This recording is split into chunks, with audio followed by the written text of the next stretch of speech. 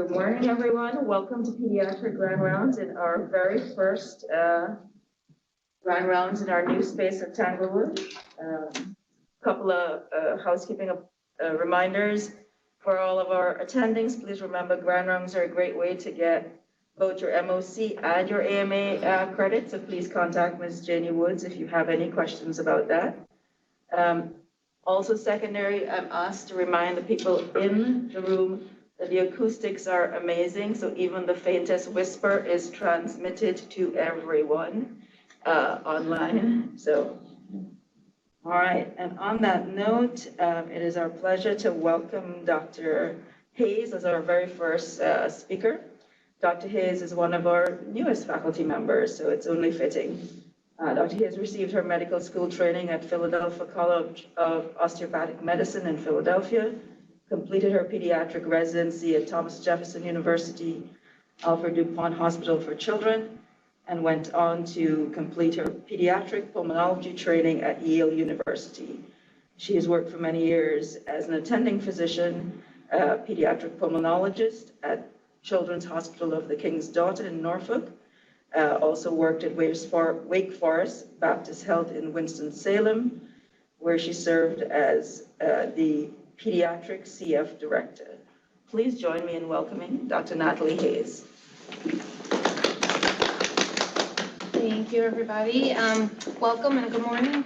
I also want to give a special thank you to Janie and our TSG representative, Jeff, for the multiple amount of time that they put in to make sure that we can have the Grand Rounds in here today so people can hear and see what's going on. So I'm going to be talking about cystic fibrosis today. I have no disclosures, and my objectives are for you to be able to recognize when to order a sweat test and also review the newest CF medications. I'm going to first start with two case reports just to introduce you to these two patients. The first one is a 3.5-year-old Hispanic girl who pediatric pulmonology saw about a year ago. She's had respiratory symptoms since she was 18 months old, poor weight gain, and her BMI was at the 2nd percentile. She was mom reported they were in the pediatrician's office several days to weeks each month with ongoing illness. Her newborn screen was normal, and she was referred to pediatric pulmonology from allergy. And then the second case is a 16-year-old Caucasian young man. He was admitted a couple of months ago with failure to thrive. He had a normal newborn screen as well. Both he and his mom report that he had a cough all of his life. His weight was only 80 pounds, and mom mentioned to the admitting team she was just waiting for him to have his growth spurt. It was noted that clubbing was seen across the room, and at that point, pediatric pulmonology was consulted. And for people who aren't sure what clubbing looks like, this is clubbing that you can see across the room. So in order to kind of do an exam to see how clubbing is, if you take your two index fingers and you put them together, the space should create a diamond. And so if you see less of a diamond, that's possible. There could be mild early clubbing, but someone with this amount of clubbing, it would actually stick out, and you would not have any diamond in that space. So a little bit of history with cystic fibrosis. It's actually been described for a very long time. Back in the 16th and 17th century, German children's songs and Swiss games would talk about the child will soon die, whose forehead tastes salty when kissed. Only once, as a medical student, have I actually seen a pediatric pulmonologist lean over and lick the forehead of a child. Apparently that used to be done on a fairly regular basis, but I don't know of anybody who does that anymore. So, however, cystic fibrosis, that term didn't even come about until 1938 when Dr. Dorothy Anderson, who was a pathologist in New York, described 49 children who had histologic abnormalities of the pancreas, and so that's actually where the term came from. 1949, Dr. Paul de Saint-Agnes and others in New York, they noted both in actually 48 and 49 with the significant heat that infants with cystic fibrosis, they had exquisite dehydration, and so based on this, they started looking at it a little bit more, and they were able to connect that people with CF have extra salt loss, and that's how they realized that that's actually part of the disease's problem.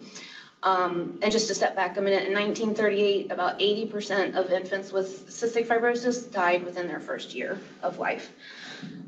Based on Dr. Desant-Agnes's findings and discoveries, they did, you can't really call it a study, but back then there weren't regulations on how to do this. It was very small numbers, but they started trying to figure out how they could test the sweat for chloride levels and whatnot.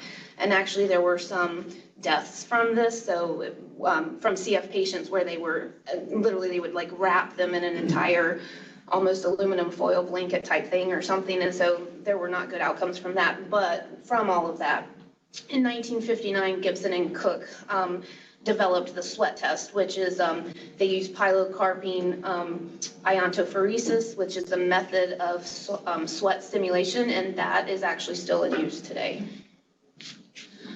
So cystic fibrosis is a multi-system disease. It affects respiratory, digestive systems, and the sweat glands, along with other systems. It involves abnormal transport of chloride and sodium across the respiratory epithelium. And the diagnosis, the classic triad typically was positive sweat chloride test along with pulmonary or GI symptoms, or both, or a history of CF in a sibling or first cousin. I'm just putting this here because the diagnosis has changed a little bit. We don't really want to diagnose someone because they have symptoms at this point, but that is the classic triad, so I wanted to highlight that. And then in 1989, the CF gene was identified. It was found on chromosome 7, and this little boy right here, Danny Bassett, he was 4 years old at the time and has cystic fibrosis. And this 3 different manuscripts were published in the Journal of Science about this. 3 different labs collaborated together to try and figure out where this was located. And so it's found on chromosome 7. The most common mutation is delta 508. The newer terminology used is F508del, but a lot of us still say delta 508. And then you may also see the PAG 508del. About 70 to 80% of people with CF have at least one mutation of delta 508, and 40 to 50% may be homozygous with that mutation. Then 20 years later, the thought was 1989, we found it, so we will quickly come up with either medications to correct the disease or actually a cure for cystic fibrosis. But 20 years later, that was definitely not the case. Different medications had come about through the cystic fibrosis development pipeline, which I will show you in a minute. Key medications were Dornase alpha, also known as Pulmozyme. It's a recombinant human DNase that cleaves the extracellular DNA. So people who have CF, they have thick, sticky, viscous secretions, and in the lungs, it is very difficult to cough that out. So Dornase alpha thins those secretions and makes it easier to actually clear that mucus from the lungs. It's nebulized, and normally it's once a day. That came out in 1993, and in 1997, inhaled tobramycin, also known as Toby, was developed, and it's the first inhaled antibiotic for people with cystic fibrosis. That is mainly used for people who are colonized with Pseudomonas. We know that if you are colonized with Pseudomonas, you have a higher rate of decline of your lung function, and the majority of people with cystic fibrosis die from lung disease. So inhaled Toby or tobramycin was a nebulized medicine to help fight that Pseudomonas colonization.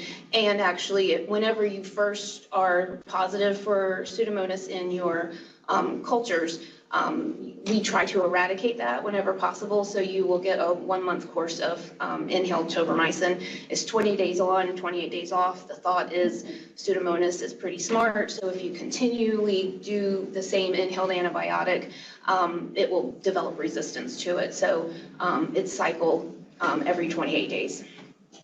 Then in 2002, azithromycin for people with cystic fibrosis became available. And it's not for the antibody portion. It's thought to have anti-inflammatory properties.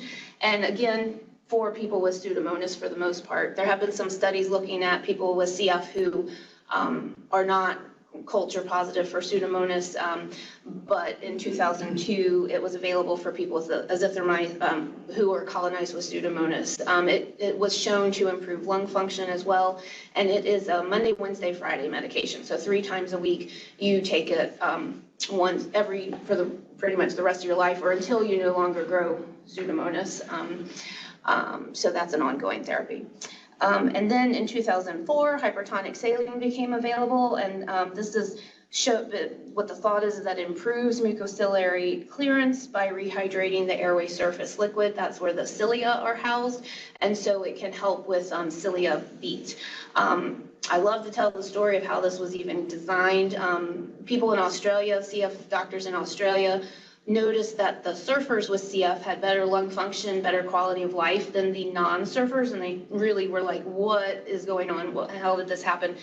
And they tried to figure it out, and they realized that they were breathing in that salty water, and so then that's how this was designed. So 7% hypertonic saline via nebulizer twice a day is what we try to use, but you can imagine breathing in that super salty solution. It can cause bronchospasm, and some people don't tolerate it, so there is also a 3% solution if they can do it, and we always give albuterol before to try and not have bronchospasm happen.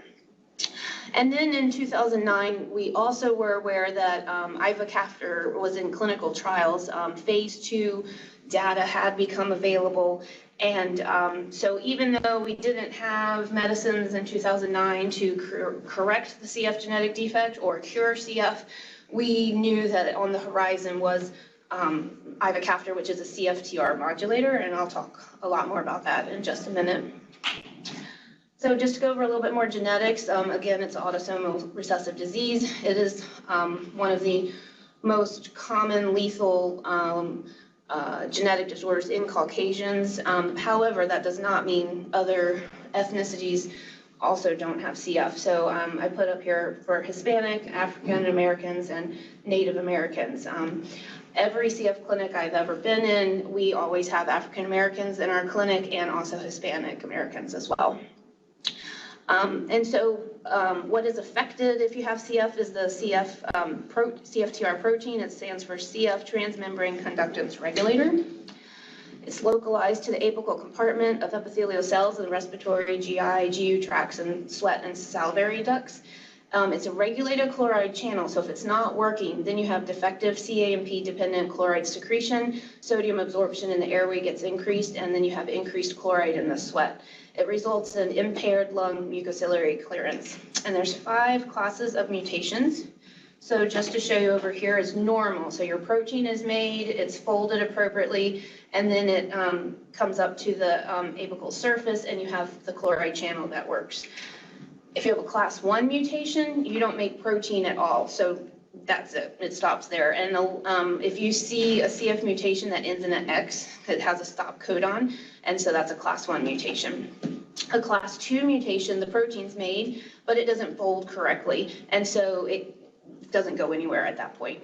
Class 3 mutation, the protein's made, it folds correctly, but then it doesn't work at the gate is not open for the channel. And then class 4, protein's made, it's folded, and it does reach the cell surface, but the conductance is altered, and so it doesn't work again. And then class 5, protein's made, it's folded, and it does reach the surface, and the CFTR protein, the channel works, it's there, it's just that the quantity is decreased.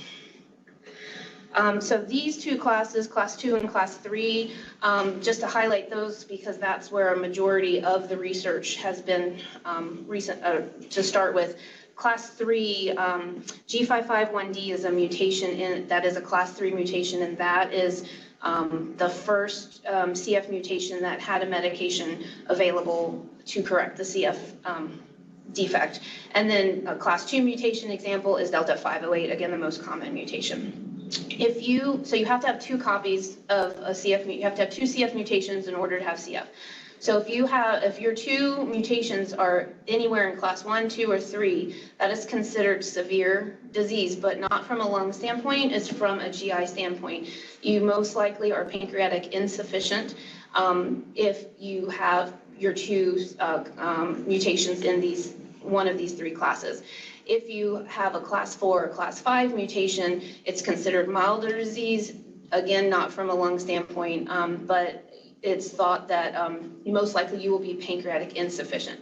And then if you have one mutation that's class 1, 2, or 3, and one mutation that's a class 4 or 5, you actually have the milder presentation of the pancreas. So most of the time you are pancreatic sufficient.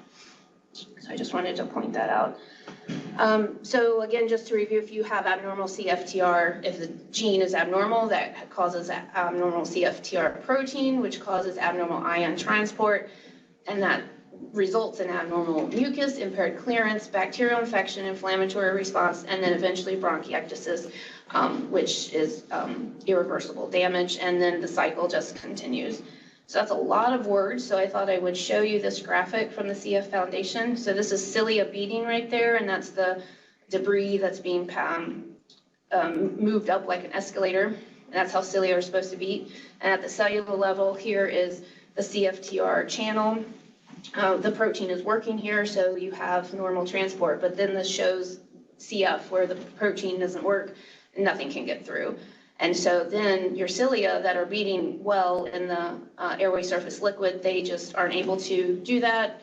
You get all of this mucus on top, and it just stays and is a great breeding ground for bacteria and infection.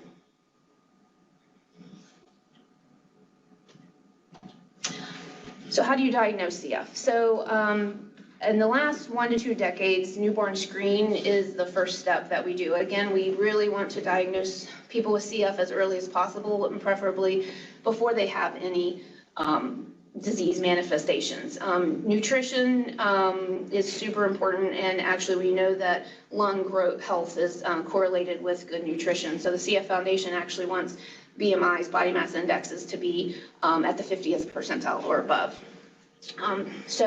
Newborn screen is part of added IRT, immunoreactive trypsin, for cystic fibrosis.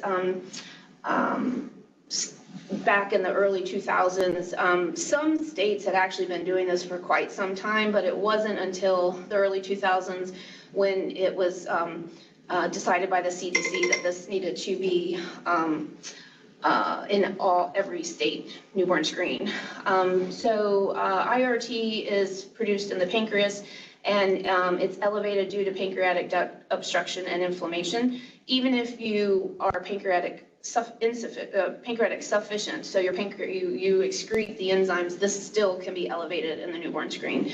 There are other reasons why it can be elevated, such as prenatal birth or stress at delivery, but in cystic fibrosis, the IRT is typically elevated.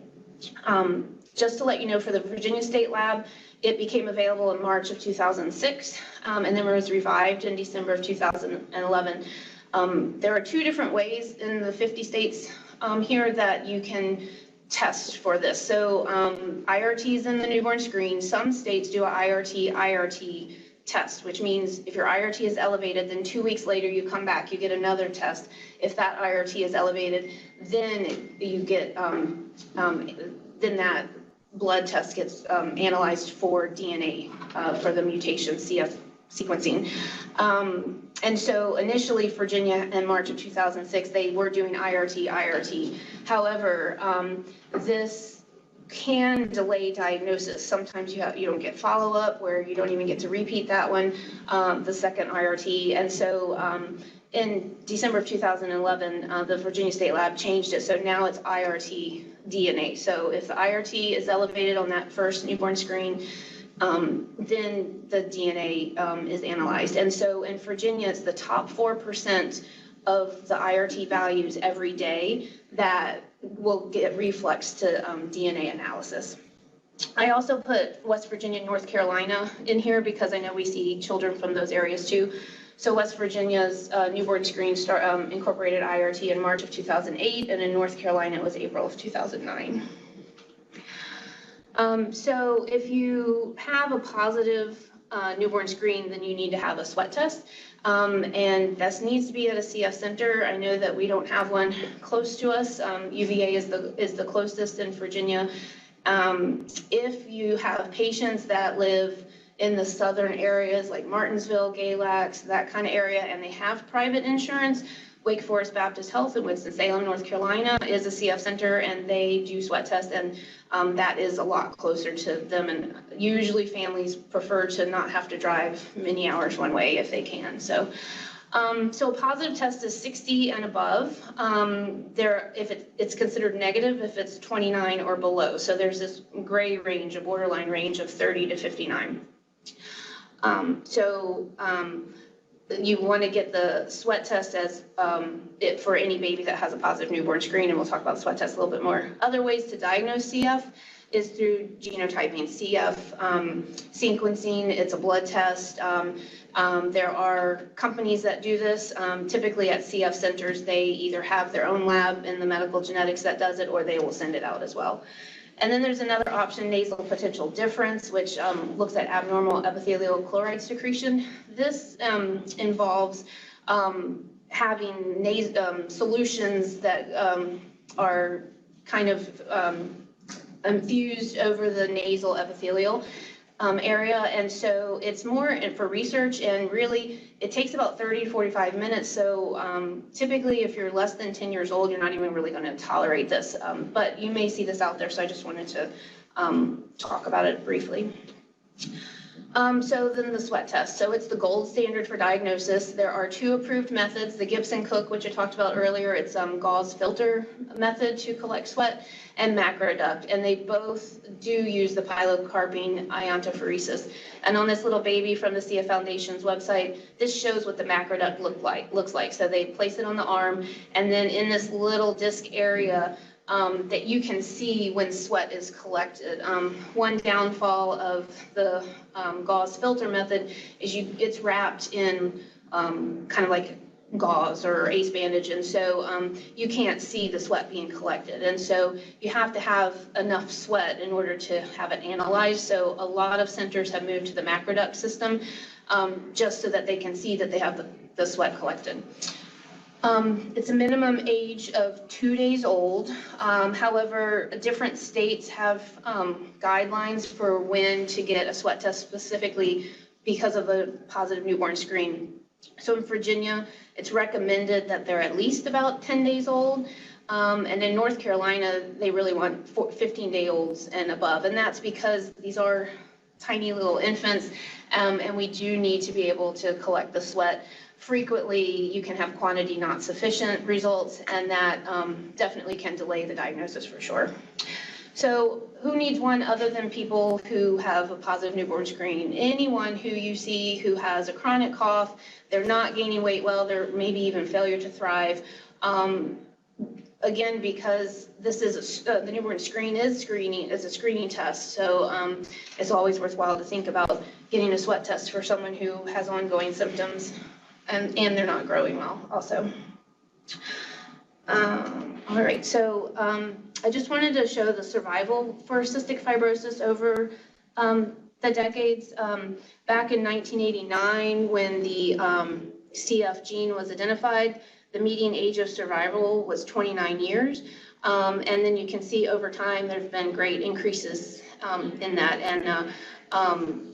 And also more importantly, in 2014, more than half of the people in the United States with CF were 18 years and older, and that was a huge milestone. That was the first time that there were more adults than children in the country with CF. Here is an example of an older CF Foundation drug development pipeline. So there's different categories, so this potentiator right here, VX770, this was, I think, in 2009 when this graphic came out. So this is ivacaftor. So as you can see, this was in a phase 2 trial. I'll go over potentiator versus corrector, but there was also a corrector in a phase 1 trial. And this ended up being what was renamed as lumacaftor. So CFTR modulators, these are the medications that have been created to correct, or rather halt the production, the defect for CF. So potentiators are those that can, at the gating channel, at the cellular surface, they can increase the time that the channels are open, so that way you can get more passage of through that gating system. Ivacaftor is the only one right now that's available. There are other that are being developed, but they're not available to patients at this time. And then correctors specifically work on those class 2 mutations like Delta 508. So it's to help with the misfolding of the protein. So it corrects that, and then the hope is that then you will get protein that functions, and so you'll have functioning CFTR. So the first study that came out was on ivacaftor, also known as Kalydeco. This came out in 2011, and it was looking at the primary endpoint of how the absolute change in FEV1, which is forced expiratory volume in 1 second, how it improved. The mean age of the study was 25.5 years. 83 subjects were in the treatment group and 78 were in the placebo group.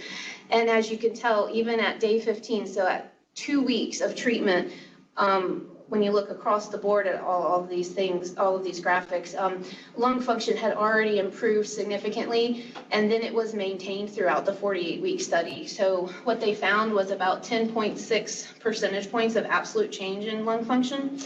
Over here in graphic D, you can also see that the weight also significantly improved to a little over 3 kilograms by the end of the 48-week study. And then in graphic C, this is the change in the CF questionnaire revised respiratory domain. So it's asking questions about symptoms on a regular basis, day to day and whatnot. And the subjects actually had improvement of their respiratory symptoms as well. And then the other thing that was very impressive is actually the change in the sweat chloride. So the change in the sweat chloride decreased significantly and also was maintained for those who were in the treatment group compared to the placebo. And so this dropped the sweat test into, or rather out of a positive range. So they had a decrease to the sweat test overall were down to about 57.9, and again, a positive sweat test is 60. And so that shows that CFTR is functioning. So the FDA approved this in June 2012 for 6-year-olds and older, and you had to have at least 1 copy of the G551D mutation.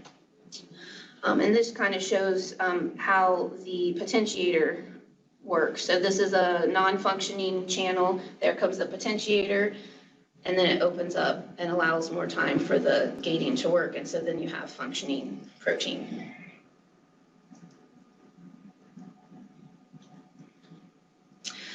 However, only about 4.4% of people with CF have 1 copy of G551D. So it was excellent news, but there was a lot of work to do to help the entire CF population. This is a graphic from 2012 from the CF Foundation registry, which shows how many people can benefit. And in that same year, they did realize that another mutation called R117H, it also can benefit from ivacaftor. So that increased the amount, but still a large proportion of people with CF still didn't have anything that they could use. So I just wanted to show Kalydeco for 6-year-old and above is a tablet form. And it's 1 tablet twice a day. And then over the several years, it has actually become available for younger children. In February of 2016, it became FDA approved for 2-year-olds and above. August of 2018, it was available for 12-month-olds and above. And then in September of 2020, it became available for 4-month-olds and above. So the thought is, as soon as you can get this medication, then you may not have nearly as many consequences from cystic fibrosis. So these are little powder packets. It's kind of the consistency of flour, and you mix it in about 5 mLs some kind of fatty food, it could be anything, and then they get this twice a day. And so that was an excellent start, but again, we needed to have something for other people. And so what they did was they combined the corrector lumacaftor and the potentiator ivacaftor. Before this came out in 2015, they did try just the corrector lumacaftor for people who had Delta 508, and they didn't get any change with their lung function or sweat chlorides or anything like that. But lumacaftor-ivacaftor does have benefits for people who have 2 copies of the Delta 508. So they actually, in this study from 2015, they tried 2 different doses of lumacaftor. One was once a day and one was twice a day, and then also ivacaftor as well. The primary endpoint, again, was the FEV1 absolute change, and then they also looked at pulmonary exacerbation. So there was a modest improvement in lung function. As you can see, it was about 3%, which is not like 10.6%, but again, you're not decreasing lung function. You are maybe maintaining your lung function. You might have a little bit of improvement. But the biggest thing is that there was a 39% decrease in pulmonary exacerbations. And so lung function decreases most commonly during a pulmonary exacerbation. Sometimes you can't get it back. So this was very significant for people who have 2 copies of Delta 508. One thing that was noted was that there was a fairly high incidence compared to the placebo group of discontinuation of the study due to adverse events, specifically dyspnea and chest tightness. And that was thought to be due to the lumacaftor, because this wasn't seen in the ivacaftor studies. So we did have people, even in my center, 12-year-olds and above, where they would have maybe 24 hours to a week of chest tightness, dyspnea. They pretty much just needed to just take extra albuterol during that time and it would resolve. But there were adults throughout the United States, but also at our own adult CF center, where they really couldn't tolerate it, and some of them had significant hemoptysis as well. And the thought was they have more disease, lower lung function compared to the pediatric group. However, like I said, this was approved due to the pulmonary exacerbation rate being decreased, and so lumacaftor-ivacaftor is Orkambi. It was FDA approved in July of 2015 for 12-year-olds and older who had 2 copies of Delta 508, and then you take 2 tablets with fatty foods every 12 hours. And this has been decreased as well, so that as of August 2018, it's also approved for 2 to 5-year-olds. And so they have these packets just like with the ivacaftor. Because lumacaftor had its own side effects and there were adverse events, there are other correctors that were being researched, and so Tezacaftor is another corrector. And so studies were done with Tezacaftor-ivacaftor, and this study came out in 2017, and again, a modest improvement in lung function, about 3.8%. But again, a 35% decrease of pulmonary exacerbation, so still having benefit. And the biggest thing, again, was that there were no discontinuation of study participants in the treatment group due to adverse events. Tezacaftor-ivacaftor became the combo medication that moving forward researchers were using to see if they can add on to this for even more benefit. So lumacaftor-ivacaftor is available, and we do use it for children 2-year-olds and above, and they are doing research studies for even 12-month-olds. So that will still be used, but over time, moving forward, Tezacaftor-ivacaftor is what's been used due to the decreased amount of adverse events. So this got approved in February of 2018, again for 12-year-olds and older. And this time you could either be homozygous for Delta 508 or you have at least one copy that's responsive to Tez-Iva. And typically those mutations that are not Delta 508 were similar to the mutations that can be available for Kalydeco. So I just wanted to show the packaging because for this medication, the morning dose has the combination of Tezacaftor and Ivacaftor, and the evening dose is just the Ivacaftor. So Tezacaftor is just once a day, and so it was color-coded to help people know which one to take at which time. And then in June of 2019, it became FDA available for 6 to 11-year-olds. And then this is the most recent available CFTR modulator. It's Elexacaftor, Tezacaftor, Ivacaftor. That's 13 syllables. Its brand name is Trikafta, which is 3 syllables. So I'm going to split it down the middle, and I'm just going to call it triple therapy. So what they found is if you have 2 correctors, Elexacaftor and Tezacaftor, and then also the Ivacaftor, you have even more improvement in lung function. And this study looked at people who had only 1 copy of Delta 508, which is a large percentage of the people with cystic fibrosis. So they had to have 1 copy of Delta 508 and 1 minimal function. And as you can see, again, just at 2 weeks of treatment, lung function is significantly improved. The absolute change went up to about 13.8% and persisted throughout the study.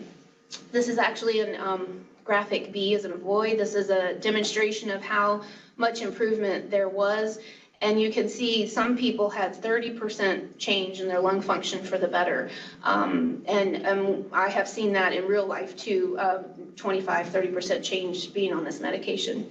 And then also important is pulmonary exacerbations. They decreased by 63% for people who are taking this medicine, and also decreased the need for hospitalization, whether with or without IV antibiotics.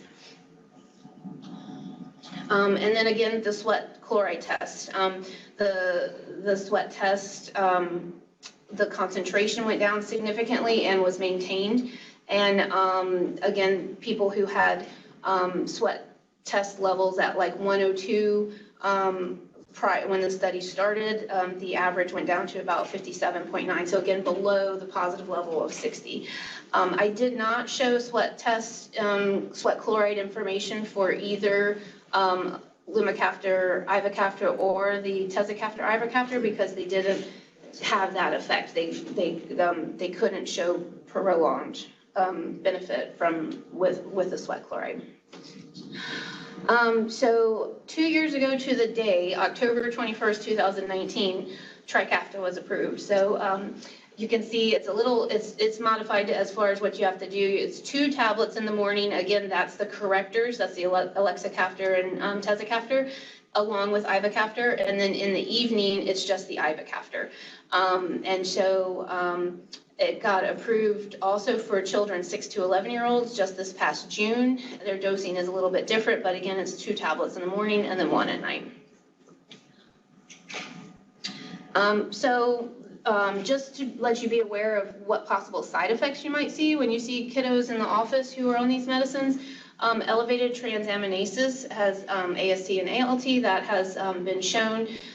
You actually have to have these liver function tests checked every 3 months when you start on any CFT modulator. So if you are on Lumacaftor, Ivacaftor, for 12 months, you were getting checked every 3 months, and then if you went to the triple therapy, then you had to do it again. So, but again, it's because if you have an increase, then sometimes you have to have the medication stopped and monitored a little bit more frequently. In the pediatric population for all of the studies, there were some incidents of cataracts, and so the FDA recommended annual eye exams. I can tell you this is one of the things that sometimes falls by the wayside a little bit easier than others. So if anyone's on a CFTR modulator, they need to be getting an annual eye exam until they're 18. And then specifically with triple therapy, rash was seen to be a little bit more increased in the females over the males. It was thought that maybe it had to do with birth control medicine and from what they saw with their numbers. And so the recommendation is if you're on birth control, you get a rash, stop both the medicine, the triple therapy and the birth control, and then try to see if you can go back on triple therapy after that.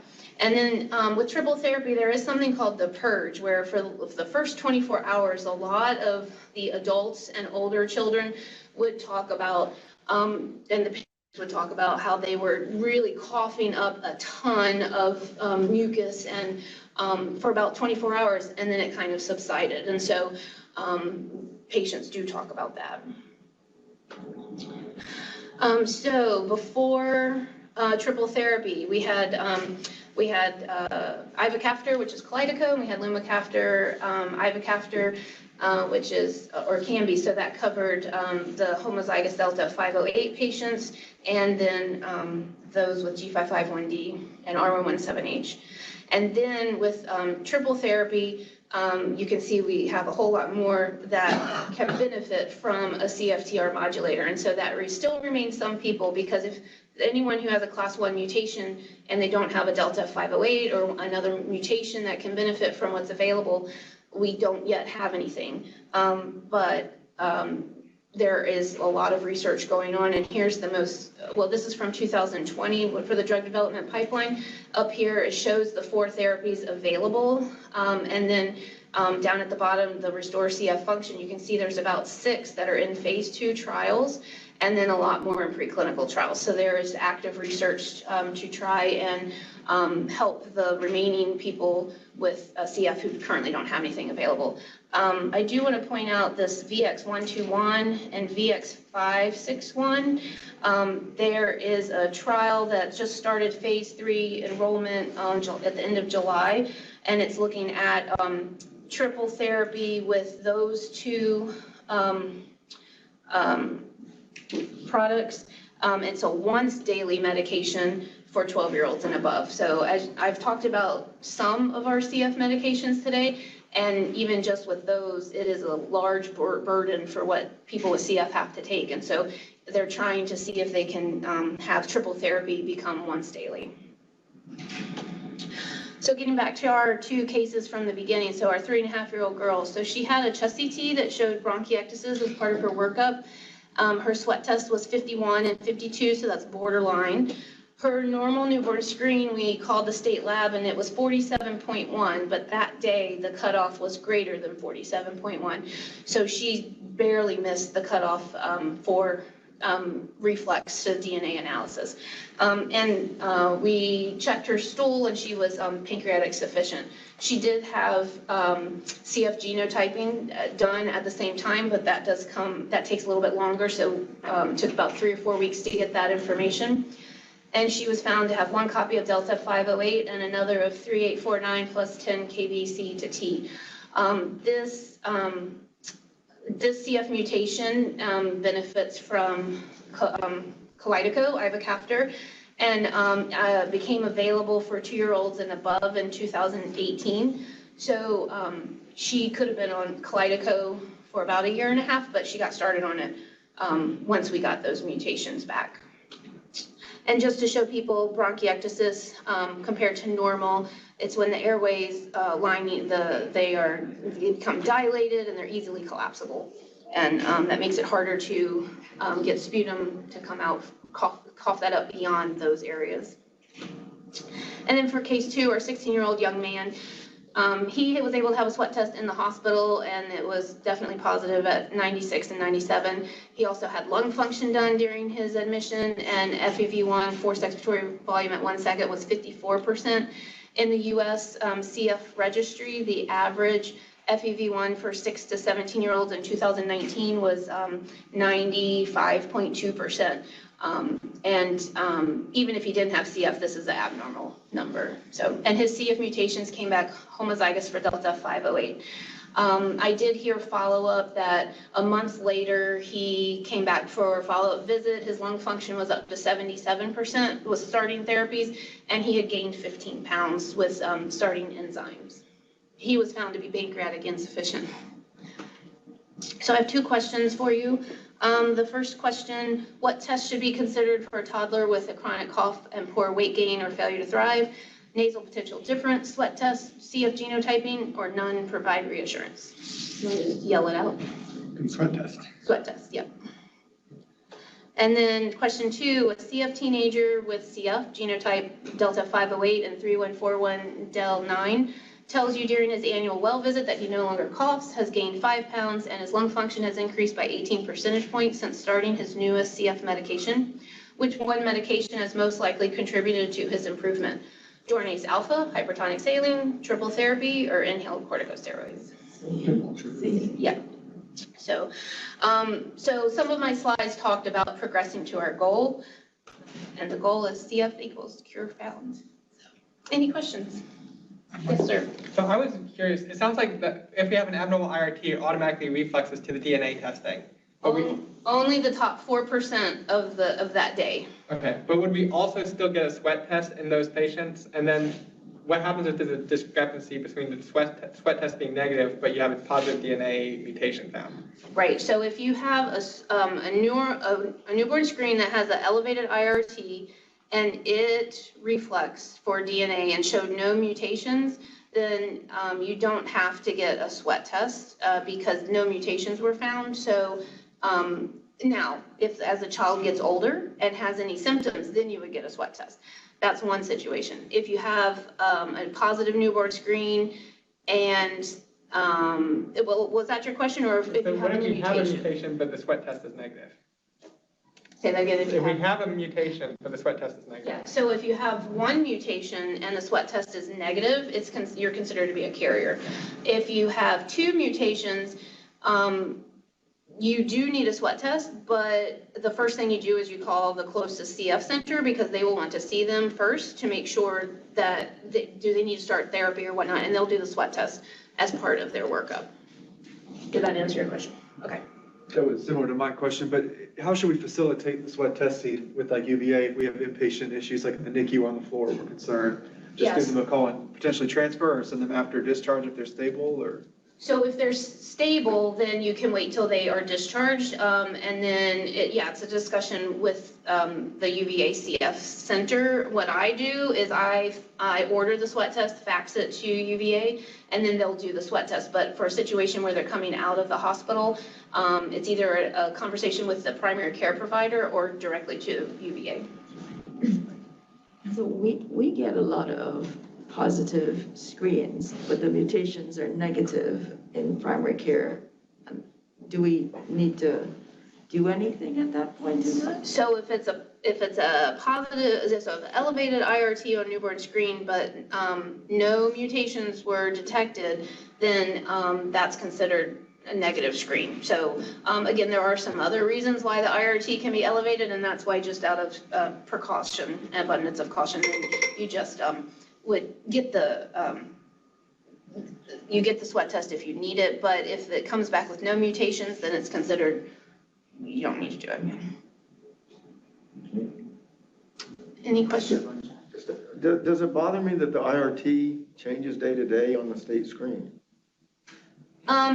Yeah, so it bothers me, but it is a screening test, and it has been shown to identify most people with CF. So again, the first case of the 3.5-year-old girl, she just barely missed the cutoff, but she presented with symptoms for a long time. So again, it's a screen. If you have a situation where a patient has symptoms, to me, it's like if you think LP, get the LP. If you think sweat test, get the sweat test. So, yeah. All right, thank you, everybody. Thank you.